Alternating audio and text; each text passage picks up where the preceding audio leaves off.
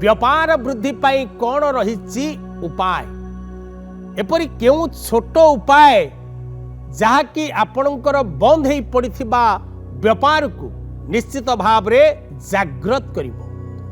व्यापार वृद्धि पाई आपणकर एही उपाय आपण को व्यापार क्षेत्र में सफलता दब एवं आपणकर व्यापार निश्चित भाव रे आगकू बढ़िबो। तेबे दर्शक बंधु जदि आमे जन्म जातक अनुसार जीवा तेबे व्यापार रे सफलता एवं विफलता एवं आम राशि और नक्षत्र पाई क्यों व्यवसाय उत्तम ताहा निश्चित भाव रे जने उच्च कोटीर ज्योतिर्विद आपन को परामर्श दे परिबे जे आपनकर राशि और नक्षत्र अनुसार क्यों व्यवसाय आपनक पई सुइटेबल। जेतबेले आम पाखरे कोनसी राशि नक्षत्र नाही बा राशि नक्षत्र थाई मध्य आमे अलगा किस्मर व्यवसाय आरंभ करि सारिछे से व्यवसायटी आम राशि और नक्षत्र अनुपात्र सुट करूनी तथापि आमे से व्यवसाय को नहीं आगक बढ़िबार अछि।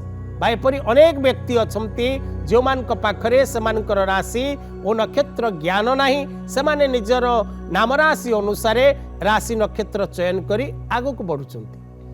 तेणु विशेष करी महा उपाय से क्षेत्र रे आपन को फलप्रद देई थाए जेतबेले आपन को पाखरे कोनसी प्रकार रो दिग न थाए। तेणु ए महा उपायटी आपण प्रयोग करबा द्वारा आपणकर बंद हो पड़िथिबा व्यवसाय बा चालू नथिबा व्यवसाय बा मंथर गति रे गति करुथिबा व्यवसाय रे आपण को निश्चित भाव रे सफलता मिलिबो।